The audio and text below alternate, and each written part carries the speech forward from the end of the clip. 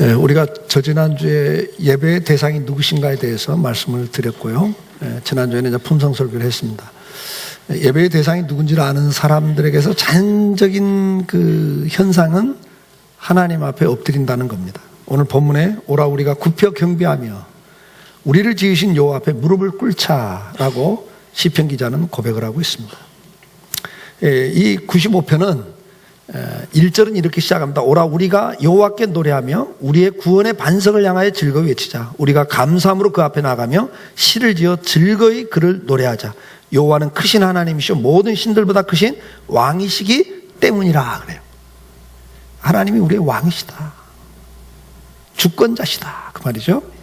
그렇기 때문에 우리는 그 앞에 나갈 때 감사함으로 큰 소리로 외치면서 찬송하면서 나가자. 그리고 그분 앞에 나가서는 어떻게 하자? 그분 앞에 무릎을 꿇고 엎드려 경배하자. 이렇게 시편 기자는 고백을 하고 있는 겁니다. 하나님이 어떤 분인가를 아는 자들에게 나오는 당연한 그 마음의 상태, 태도가 예배입니다. 그 예배를 통해서 그 사람이 하나님에 대한 생각을 어떤 생각을 갖고 있는가가 다 표현이 되죠. 그 마음에 하나님이 없는 사람들은 절대 예배할 수가 없습니다. 시편 14장 1절 3절에 뭐라고 말합니까? 어리석은 자는 그 마음에 이르기를 하나님이 없다는도다. 그들은 부패하고 그 행실이 가증하니 선을 행하는 자가 없도다. 그러면서 뭐라고 말합니까? 여호와께서 하늘에서 인생을 굽어 살피사 지각이 있어 하나님을 찾는 자가 있는가 보려 하신즉 다 치우쳐 함께 더러운 자가 되고 선을 행하는 자가 없으니 하나도 없도다. 결국은 그 마음에 하나님이 없으면요, 하나님을 경배하는 게 아니라 악으로 치우친다, 더러워진다, 그렇게 성경은 기록을 하고 있습니다. 하나님이 어떤 분인가를 아는 사람들에게 제일 먼저 나오는 것은 엎드려 경배하는 겁니다. 이 경배한다는 뜻은 히브리어로 야레라는 단어인데요, 이것은 무슨 의미냐? 경외하다 그런 말, 경외하다, 존경하다 그런 말이에요. 경외를 하는 겁니다. 그 경외란 단어의 의미를 뭐죠? 두려움이 있다 그 말, 두려움을 갖는다, 경외심. 근데 이것은 공포를 주는 두려움이 아니에요. 이건 정말 존경하고 정말 선망할 때 나오는 그 경외심. 여러분들 정말 존경하고 정말 어떤 선망하고 그런 분들 앞에 설 때 조심스러움이 있잖아요. 그런 경외심에 그 두려움이 있습니다. 신명기 4장 10절에 보면 네가 호렙산에서 내 하나님 여호와 앞에 섰던 날에 여호와께서 내게 이르시기를 나에게 백성을 모으라. 내가 그들에게 내 말을 들려주어 그들이 세상 사는 날 동안에 나를 경외함을 배우게 하며 그 자녀에게 가르치게 하리라 하시매. 그래요. 하나님께서 호렙산 앞에 모든 이스라엘 백성을 다 불러 모으셨어요. 그리고 직접 하나님의 영광을 보여주시고 음성을 직접 들려주셔요. 그러니까 백성들이 다 엎드려졌죠, 두려워서. 근데 그렇게 하신 목적이 뭐냐? 그 목적이 있다는 거예요. 그게 뭐예요? 너희가 세상을 사는 날 동안 하나님을 경외하는 걸 배우게 하기 위해서입니다. 하나님을 경외할 줄 알게 하기 위해서 내가 너희들에게 그 영광을 보여줬다. 그렇게 말씀을 하는 거예요. 하나님은 오늘도 우리가 하나님 경외함을 배우기를 원하십니다. 그리고 자녀들에게 그것을 가르치기를 원하십니다. 여러분 자녀들에게도 부지런히 이걸 가르치라고 그랬어요. 하나님을 경외하고 살아라. 그러면 하나님을 경외한다는 게 뭡니까? 그분이 바로 내 인생의 창조주시다. 나를 만드신 분이다. 지금도 내 생사화복을 주관하신 분이다. 이게 아무리 잘났다고 큰 소리 쳐도 소용이 없어요, 여러분. 여러분 아무리 건강관리 잘해도 소용없습니다. 가는 실필줄 하나만 터져도 인생을 주저앉아요. 똑똑하시다고요? 한순간 3살, 4살 먹은 아이 수준으로 떨어질 수 있는 게 인생입니다. 저는 병원 신방을 자주 가잖아요. 심혈관 계통의 환자들이 요즘 얼마나 많은지 몰라요. 그 병동에 가보면 다 그런 가는 실핏줄 하나 터져가지고 온 사람들이 널려 있습니다. 제 친구가 그걸로 쓰러져갖고 제가 병문안 가는데 거기 보니까 대학 교수 40대 중반의 교수인데 이게 터졌는데 6살 먹은 아이 수준으로 떨어져갖고 하루 종일 하는 말 한마디예요. 엄마 나 아파, 엄마 나 아파 그러고 있어요. 교수가. 인생 아무것도 아니에요. 내 것이에요? 아니라고. 이걸 아는 사람들은, 근데 그 생사복을 누가 주관하고 계신다고요? 안고 일었음이 하나님의 손에 있다 그러거든. 내가 앉았다 일어나는 것도 내 마음대로 안 돼요, 여러분. 잘못 앉았다 일어나면서 끙하다 쓰러지기도 하고요. 그런 걸 안다면 그분 앞에 함부로 할 수 없다는 거예요. 그게 경외심이에요. 그게 경외심입니다. 히브리서 12장 21절에 그 보이는 바가 이렇듯 무섭기로 모세도 이르되 내가 힘이 두렵고 떨린다 하였느니라. 모세가 하나님의 영광을 보고 얼마나 무서웠던지 내가 힘이 두렵고 떨린다. 다니엘서 8장 17절에도 내가 선 곳에 나왔는데 그가 나올 때 내가 두려워서 얼굴을 땅에 대고 엎드림에 그가 내게 이르되 인자야 깨달아 알라. 그래요. 다니엘도 하나님이 아니고요. 주의 천사를 보고도 두렵고 떨려서 엎드렸다 그러죠.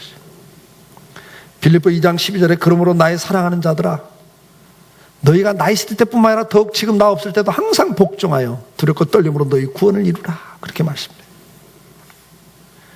계시록 1장 17절에 보면 내가 볼 때 그 발 앞에 엎드려져 죽은 자 같이 되매 그가 오른손으로 내게 얹고 이르되 두려워하지 말라 나는 처음이요 마지막이니 세례 요한이 밤모섬에서 부활하신 주님의 영광을 보면서 엎드려져 버렸어요. 죽은 자 같이 되었다 그랬어요. 사도행전 9장 4절 땅에 엎드려져 들으며 소리가 있으리되 사울아 사울아 네가 어찌하여 나를 박해하지? 바울도 그렇게 의기양양하고 기세등등했던 사울이니 다메섹 도상에서 부활하신 주님의 영광만 봤어요. 영광만 봤어요. 주님을 직접 본 것도 아니고.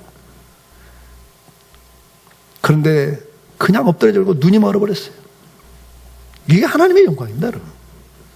하나님을 직접 본 게 아니라 하나님의 영광만 드러나도 다 엎드려졌습니다, 여러분. 죽은 자같이 되었습니다. 이사야는 그 하나님의 영광을 보고 엎드려지면서 뭐라 화로다 화로다 내가 죽을 자가 되었도다 하면서 엎드려져 버려요.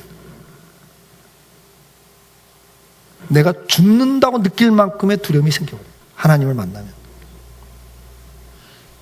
계시록 7장 11절 모든 천사가 보좌와 장로들과 내 생물 주위에 서 있다가 보좌 앞에 엎드려 얼굴을 대고 하나님께 경배하여 모든 천사도 하나님 앞에 엎드려 경배합니다.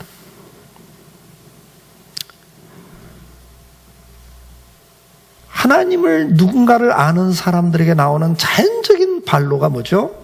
경외심입니다. 그 경외심은 무엇으로 또 나타납니까? 신명기 10장 12절 앞에서 드린 말씀 이스라엘 내 하나님 여호와께 내게 요구하시는 것이 무엇이냐? 곧 내 하나님 여호와를 경외하여 그래요. 경외하여. 하나님을 경외하는 자에게 나오는 게 뭡니까? 그 모든 도를 행하고 그를 사랑하며 마음을 다하고 뜻을 다해 내 하나님 여호와를 섬기고 그래요. 하나님이 어떤 분인가를 아는 성도들의 가장 두드러진 특징이 뭐예요? 경외심이 생기면서 그분을 마음을 다해서 섬기는 자세가 나오는 거예요. 여러분 하나님 앞에 나올 때 마음을 다하는 게 필요하다는 거예요. 제가 오늘 학생의 성가들을 보면서도 그걸 이야기하는 거예요. 정말 마음을 다하냐 이게 마음. 여러분 인생길에서 하나님을 찬양할 수 있는 그 복된 자리에 몇 번이나 설 수 있을 것 같아. 아무도 보장이 안 돼 있다고. 마음을 다, 정성을 다, 힘을 다해서 사랑하는 마음으로 주님을 찬양하면 그게 얼마나 인생의 복이냐 말이에요. 응? 도살장에 끌려가는 짐승처럼 막 마지못해서 앉아있는 자리가 아니라 하나님을 진짜 누군지를 아는 사람들은 그 마음에 경외심이 생기면서 자연적인 게 뭐예요? 마음을 다하고 정성을 다하게 돼 있어요. 우리 찬양단도 마찬가지고 반주자도 마찬가지고 정성을 다해서 내 마음을 이 연주에 드립니다. 내 마음을 다해서 내 찬양에 내 마음을 다해서 드립니다. 그게 예배자의 자세라 말이죠.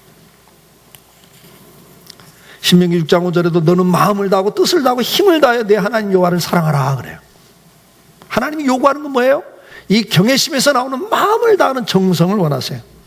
역대하 19장 9절 그들에게 명령하여 이르되 너희는 진실과 성심을 다하여 여호와를 경외하라 그래요. 여호와 경외가 뭡니까? 진실하게 하는 거예요. 그 다음에 성심, 마음을 다하는 거예요.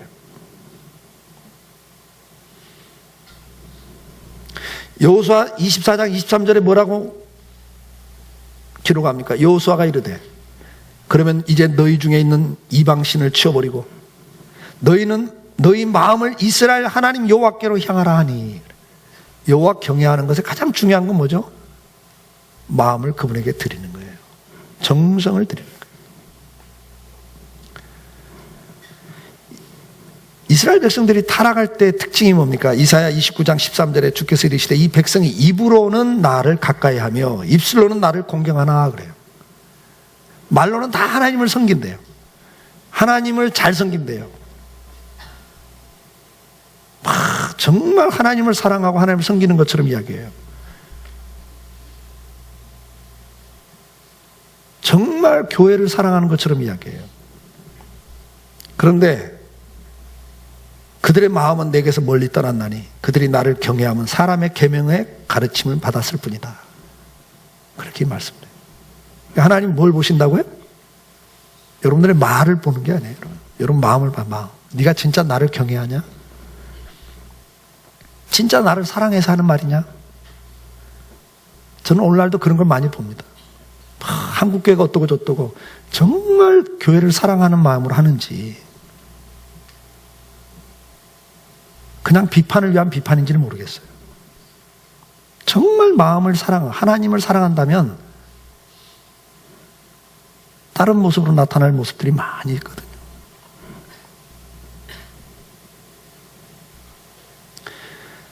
사무엘상 15장 30절에도 보면 사울이 이르되 내가 범죄하였을지라도 이제 청하옵나니 내 백성의 장로들 앞과 이스라엘 앞에서 나를 높이사 나와 함께 돌아가서 내가 당신의 하나님 여호와께 경배하게 하소서. 사울왕은 하나님 앞에 예배하는 것조차도 뭐예요? 자기 포지션을 위해서 예배를 드려달라는 거예요. 백성들의 민심이 떠나니까 사무엘 선지자가 와서 같이 하나님께 예배드리는 모습을 통해서 아직도 하나님이 사울왕과 함께하고 있다, 이걸 보여달라는 거예요. 그래서 자기 포지션을 지켜달라는 거예요. 백성들의 여론을 무마시켜달라는 거죠. 이런 예배가 있다는 거예요. 오늘날 이런 예배를 드리는 예배가 많이 있다는 이야기예요. 오늘날도 어떤 정치인들은 표를 얻기 위해서 와서 예배를 드립니다. 어떤 사람들은 사업상 손님을 끌기 위해서 교회로 오는 사람도 있습니다. 어떤 사람들은 자기 마음의 안정을 찾기 위해서 교회로 오는 사람도 있습니다. 예배를 그런 목적으로 드려요. 그러나 처음에는 그렇게 왔다 할지라도 계속 그렇게 가서는 안 되는 거예요. 하나님을 만났다면 그런 계기를 통해서 교회 오게 되고, 병 때문에 교회를 오고, 뭐 때문에, 자식 때문에 교회를 오고 괜찮아요. 하나님 그렇게 해서 부르시니까. 그러나 계속 그렇게 가서는 안 되죠. 와서 보니까 하나님 누군지를 알게 됐다면 그 다음부터 태도가 바뀌어야죠. 마음이 가야죠.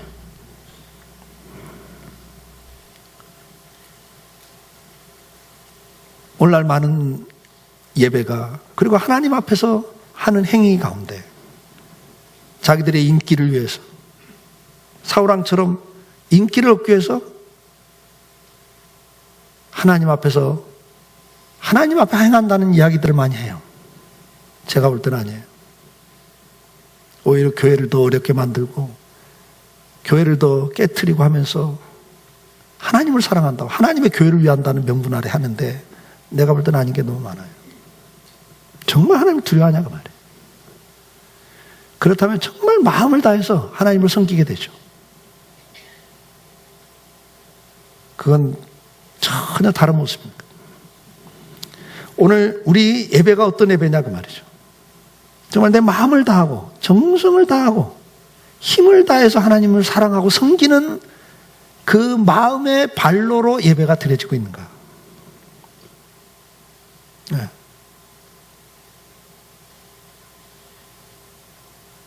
우리 찬양단도 항상 이걸 생각하고, 정말 찬양 하나 할 때 마음을 다해서 한번 해봐요. 하나님 여러분 인생에 어떻게 역사하시는지 놀라운 걸 체험하게 돼요. 두 번째는 경외하는 자들에게 나타나는 두 번째 특징은 뭐냐? 겸손입니다. 하나님이 내 인생의 주인이시고 생사화복을 주관하시는 주권자라는 걸 알게 될 때, 그리고 내 말과 행동과 모든 인생을 마지막 심판하시는 심판자라는 걸 알게 될 때, 우리에게 나오는 자연스러운 태도는 경외심이고, 그 경외심은 겸손함으로 드러나는 거예요. 사무엘상 1장 11절에 보면 만군의 여호와여, 만일 주의 여종의 고통을 돌아보시고 나를 기억하사 주의 여종을 잊지 아니하시고 주의 여종에게 아들을 주시면 내가 그의 평생에 그를 여호와께 드리고 삭도를 그의 머리에 대지 아니하겠나이다. 여러분, 한나라는 한 여인이 주님 앞에 기도하는 내용입니다. 근데 여기에 한나가 반복하는 단어가 있습니다. 나는 주의 여종입니다. 하나님의 여종입니다. 나는 당신의 종입니다 라는 단어를 계속 반복적으로 씁니다. 하나님이 누군가를 아는 성도에게 자연스러운 반로가 뭐예요? 하나님 내 인생의 주인입니다. 그럴 때 나오는 건 여종입니다. 나는 종입니다. 겸손함이 나옵니다. 자, 이렇게 기도할 때 엘리 제사장이 옆에서 보고 있다가 막 안타깝게 중얼거리고 있으니까 저기 술 취했구나 이렇게 생각한 거예요. 절기 때 떡과 포도주를 마시기 때문에 저게 취했구나. 그래갖고 한마디 하는 거예요. 야, 왜 그렇게 취해갖고 중언부언하고 앉았냐? 빨리 돌아가라. 이렇게 한마디를 하는 거예요. 근데 여러분 잘 알다시피 엘리 제사장은 타락한 제사장이잖아요. 이스라엘 백성 전체가 다 알고 있는, 이제는 하나님이 곧 그 가문을 멸하실 그 두 아들 홈냐 비나스 두 아들은 뭐예요? 성전에서 간음을 행하고 하나님께 드릴 재물을 먼저 갖다가 구워 먹어버리고, 이렇게 하나님을 경멸하는 두 아들. 근데도 그냥 그 소식을 다 듣고 있으면서도 아들들아 그러지 마라 그러고 끝내버려요. 이게 하나님을 두려워하기보다, 그죠? 아이들한테도 한마디도 제대로 못하는 이 아버지. 결론은 존경받을 수 없고 이미 타락한 망할 제사장이라고요. 얼마나 영적으로 무디었어요. 뭐 이게 술 취한 건지 기도하는 건지도 모르고 한마디를 한단 말이죠. 그런 엘리에게 한나가 이렇게 표현해요. 15절에 내 주여 그렇지 아니하나이다. 당신의 여종을 악한 여자로 여기지 마옵소서. 여기 보면 한나가 하나님 앞에서 내가 당신의 여종입니다라고만 하는 게 아니라 이 타락한 제사장 앞에서도 내가 당신의 여종입니다 그래요. 자기를 표현할 때 내가 당신의 여종입니다. 여러분, 이거 쉬운 이야기 아니죠? 그죠? 존경받을 지도자가 아니라고. 하나님 앞에 이미 버림받은 지도자예요. 그런데도 한나는 하나님 앞에서만 그 자세를 취하는 게 아니라 사람 앞에서도 그 자세를 취해요. 왜요? 아직도 하나님이 죽이지 않았거든요. 하나님이 세운 지도자라 그 말이에요. 그러니까 하나님에 대한 경외심 있는 사람은 가정에 가서도 부모한테 함부로 못하는 거야. 왜? 그 부모가 내가 택한 부모가 아니잖아요. 하나님이 그 부모를 통해서 나를 태어나게 했거든. 그 하나님의 주권을 믿는 성도라면 부모를 공경하게 돼 있어요. 부모가 부모다워서 부모 노릇 잘해서가 아니라고요. 그건 세상 사람들이 보는 기준이고, 하나님의 주권을 믿는 사람은 내가 저 부모 밑에 태어난 거 하나님의 애정이다. 하나님이 저 부모 밑에 나를 태어나게 했다. 뭔가 뜻이 있어서, 그 부모 때문에 받은 상처 때문에 뭔가 내 삶의 변화를 시켜서 어떤 가치관을 만들어 주셔서 앞으로 어떤 일을 하고 살으라고, 이걸 아는 성도는 그 부모를 순종할 수밖에 없는 거예요. 부모를 공경해요. 오늘날은 전부 다 뭐예요? 내가 존경할 만하면 존경하고 내 마음에 안 들면 다 거부해버려요. 뭐가 주인이 자기예요. 이게 교만이라는 걸 알아야 돼. 하나님의 주권을 믿는 사람이라면 남편을 존경받을 수 없는 남편이라도 존중해주고 죽게 하듯 해주라는 말씀을 따라가는 거예요. 왜요? 하나님이 짝을 줘줬다고 믿는다면. 그러니까 하나님의 주권을 인정하는 사람은 태도가 바뀌는 겁니다. 보는 관점이 다른 거예요. 한나는 이 타락한 제사장 앞에서도 내 주여, 내가 당신의 여종입니다.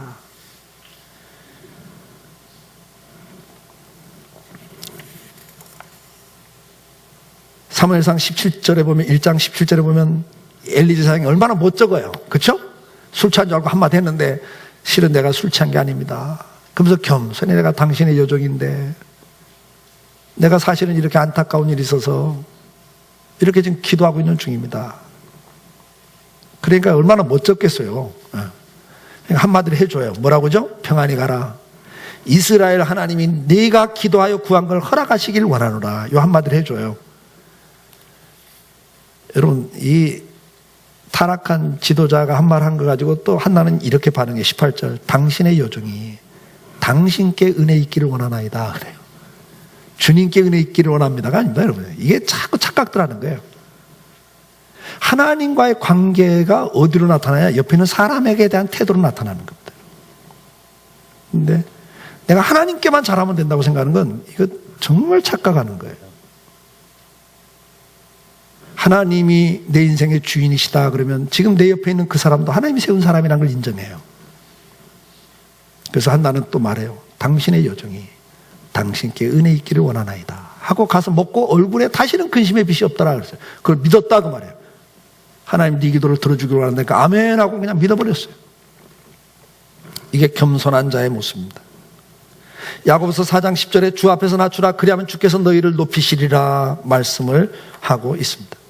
여러분, 우리가 하나님이 누군지를 아는 성도는 당연하게 뭐예요? 경외심이 나오고, 그 경외심은 뭐예요? 겸손한 모습으로 나타나요. 오늘날 많은 사람들이 이야기를 합니다. 교회가 마음에 안 들어. 목사가 존경받지 못해. 그러니까 은혜가 안 돼. 맞는 말이에요. 틀린 말은 아닙니다. 그러나 여러분, 하나님 앞에 설 때는 그렇지 않잖아요. 한나가 저 목사, 저 사람 존경할 수 없으니까 나 저 사람 말 상종도 안 하겠어. 저 사람 말 들을 수 없어. 그거 아니거든요. 하나님 앞에서요. 하나님 앞에서. 항상 주 안에서 부모를 공경하라. 주 안에서라는 단어를 씁니다. 주 안에서 너의 남편에게 순종해라. 그러니까 인간적으로 보는 게 아니라 주님 안에서 볼 때 주님의 주권, 오늘도 하나님이 내 인생을 주관하고 계신다. 그걸 진정으로 믿는 사람은 어떻게 해요? 겸손함이 나와요. 누가 뭐라고 하든 하나님을 섬기는 데는 마음을 다하게 돼 있고 그분 앞에서 겸손하게 섬기고 그 겸손하게 섬기는 것이 옆에 있는 사람에게도 겸손함으로 나가는 거예요. 하나님을 경외하지 않는 사람들은 교만하다고 성경은 기록을 하고 있습니다. 잠언 8장 13절에 여호와를 경외하는 것은 악을 미워하는 것이라. 나는 교만과 거만과 악한 행실과 패역한 입을 미워하느니라. 그렇게 하나님 말씀합니다. 하나님을 경외하는 것은 악을 미워하는 겁니다. 세 번째로 하나님을 경외하는 자는 겸손할 뿐만 아니라 이제는 뭐예요? 악을 미워하는 자리로 갑니다. 하나님이 내 인생의 주관자이시고 심판자인 걸 알 때 함부로 살 수 없다는 거예요. 그래서 그들은 어떻게 됩니까?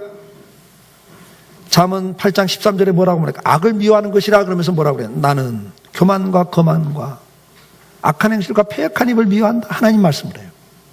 하나님이 제일 미워하는 게 뭐냐? 교만이래요. 교만. 그리고 거만함입니다.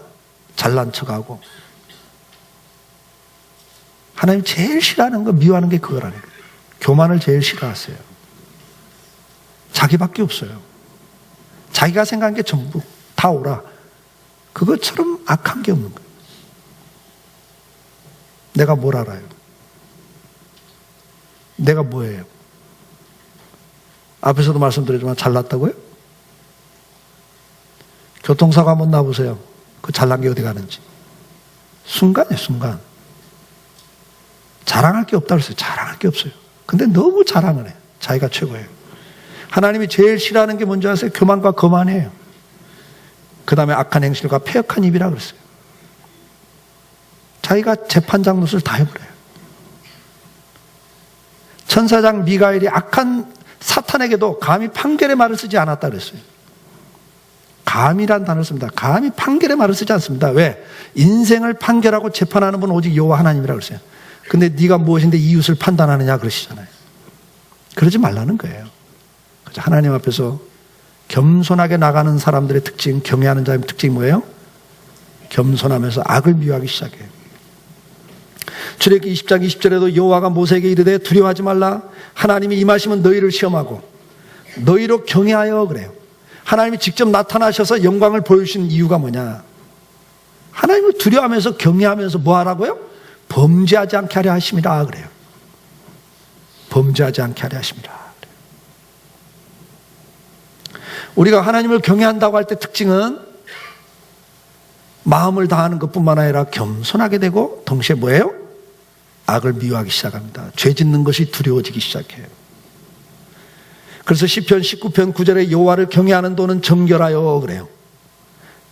여호와를 경외하기 시작하면 정결을 추구하게 되어 있습니다. 고린도후서 7장 1절에 이렇게 권면합니다. 그런즉 사랑하는 자들아, 이 약속을 가진 우리는 하나님을 두려워하는 가운데 그래요. 여러분, 하나님을 두려워하라는 거예요. 그러면서 뭐 하라고요? 하나님을 두려워하는 가운데 나타나는 게 뭡니까? 거룩함을 온전히 이루어 그래요. 하나님을 경외하는 자들에게 나오는 것은 거룩함을 추구하기 시작합니다. 근데 그 거룩함이 뭐죠? 육과 영의 온갖 더러운 것에서 자신을 깨끗하게 하자, 그렇게 권면해요. 여러분, 육체적인 범죄뿐만 아니라 우리 영혼까지, 마음까지도 거룩하게 지키라는 거예요. 잘못된 사상들로부터 지켜야 돼요. 우리 학생들 잘못된 사상으로부터 자기를 지켜야 돼요. 더러운 생각들로부터 자기를 지켜야 돼요. 그게 여호와를 경외하는 자의 특징이에요. 육체적인 범죄뿐만 아니라 마음의 생각조차도 오염되지 않도록. 히브리서에서는 뭐라고 그래요? 너희 가운데 쓴뿌리가 나서 그래요. 12장에 쓴뿌리가 나서 더러움을 입을까 두려워해라 그래요. 교회 안에서도 잘못된 생각들, 잘못된 사상들이 나타난다는 거죠. 그런데 영향을 받아서 더러움을 입을까 항상 조심해라. 오늘도 우리는 두려워하는 가운데 거룩함을 추구하는 성도로서 살아가길 주님은 원하십니다. 타락한 시대의 특징이 뭡니까? 이사야 1장 15절에 너희가 손을 펼 때 내가 눈을 너희에게서 가리고 그래요. 손을 편다는 건 하나님 앞에 제물을 드리고 예배하는 걸 말하지 않습니까? 그리고 너희가 많이 기도할지라도 내가 듣지 아니하리니 이는 너희 손에 피가 가득함이라 그래요. 하나님 앞에 와서 예배를 드리고 기도를 많이 해도 하나님이 눈을 가리고 귀를 막아버리겠대요. 그 모습을 안 보겠다는 거죠. 안 듣겠다는 거죠. 그 이유가 뭐냐니까 너희 손에 피가 묻어 있기 때문에. 그냥 자기 고집대로, 자기 주관대로, 자기 생각대로 살고 자기가 주인 노릇하고 살다가 주님 앞에 와서 주여 이름 부르는데 네가 입으로만 나를 존경한다 지금. 입으로만 주라고 말하지 네가 주인 아니냐? 네 인생에? 네 생각대로, 네 감정대로 네 하고 싶은 거 다 하고 살면서 손에는 피가 가득 묻어 있는데 그 손을 내 앞에 편다고 내가 그 손을 보겠냐? 지금 그 말씀이거든요. 그러니까 하나님이 정말 원하는 게 뭐예요? 경외하는 걸 원하세요. 우리는 당연히 주님의 주권을 인정하고 그분 앞에 엎드려야 합니다. 그분을 경배해야 됩니다. 경배라는 단어는 경외심을 갖는 걸 말합니다. 경외심은 단순한 두려움이나 공포가 아니라 주권을 인정하는 데서 나오는 자연스러운 마음의 발로입니다. 우리는 주님 앞에 예배할 때마다 경외심을 가지고 나와야 합니다. 그 경외심은 뭘로 나타난다고 그랬습니까? 진실한 마음으로 나타나는 겁니다. 마음을 다합니다. 온전한 마음과 정성을 가지고 주님께 나옵니다. 그 예배를 하나님은 기뻐하십니다. 마음을 드리는 걸 하나님은 원하십니다. 거짓된 예배, 즉 마음에 없는 예배를 하나님은 기뻐하지 않습니다. 경멸하신다고까지 표현하십니다. 우리는 동시에 이 경외심을 가질 때 나오는 겸손함을 회복해야 됩니다. 지금 내가 누구 앞에 있는가를 생각하며 예배하지 마십시오. 교회가 어때서, 목사가 어때서, 장로가 어때서, 우리 구역장이 어때서가 아니에요, 여러분. 정말 중요한 건 내가 하나님 앞에 있습니다. 예배 보러 오셨어요? 예배 드리러 오셨어요? 예? 어떤 사람 예배 보러 와. 오늘 설교가 은혜가 있냐 없냐.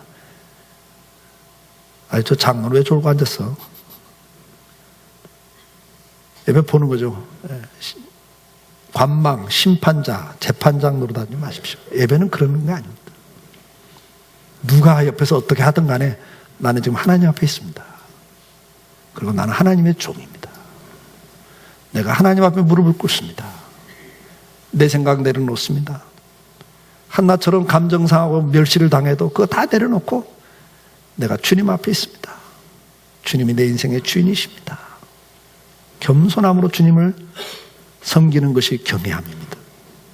그리고 그 경외함은 하나님 앞에서만 겸손이 아니라 사람들 앞에서도 겸손입니다. 교만과 거만을 하나님이 제일 싫어하십니다. 내 감정과 주관을 내려놓고 하나님 앞에 겸손히 무릎을 꿇고 주님 앞에 엎드릴 때 하나님은 그 사람의 예배를 받으시고 그 사람의 예배를 받으실 뿐만 아니라 약속을 하고 계십니다. 그리고 마지막 그 경외심을 가지고 죄를 미워하고 거룩함을 추구하며 사는 성도가 됩니다. 여러분들 말과 행동 그리고 마음까지도 더럽히지 않도록 지키라고 하신 말씀을 기억하면서 여러분 이 경외심을 회복하는 성도, 그래서 진정한 예배를 회복하는 성도가 될 수 있기를 주의 이름으로 축복합니다. 그런 자들에게 신명기 5장 29절에 다만 그들이 항상 이 같은 마음을 품어 나를 경외하며 내 모든 명령을 지켜서 그들과 그 자손이 영원히 복받기를 원하노라. 하나님이 이런 자들을 복 주신다고 약속을 하고 있습니다. 무슨 복 하지 말라고 그러는데 아니에요, 여러분. 하나님은 복을 약속하셨어요. 나는 복 받고 싶어요. 이 땅에서도 복을 받고 내세도 영원한 축복을 받고 싶어요. 근데 그 복을 누구에게 약속했어요? 하나님 경외하는 자들에게 주신다고 약속했어요.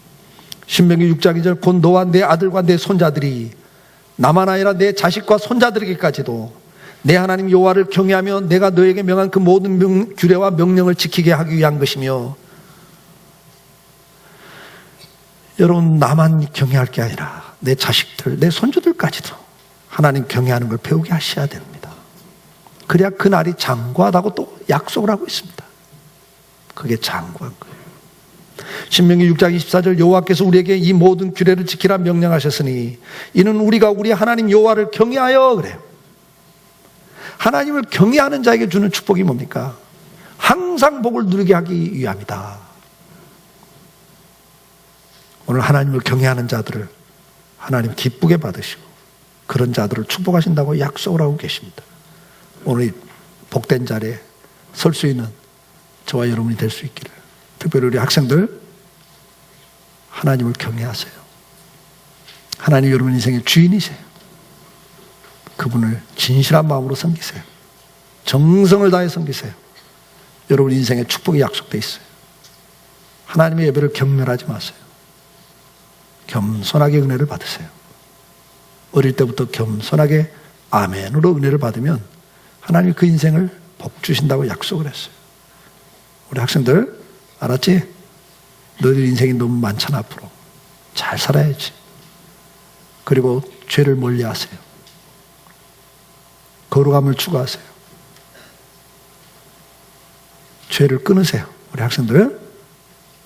그리고 하나님을 섬기면 하나님 여러분 인생에 큰 복을 내리시겠다고 약속을 하고 있어요.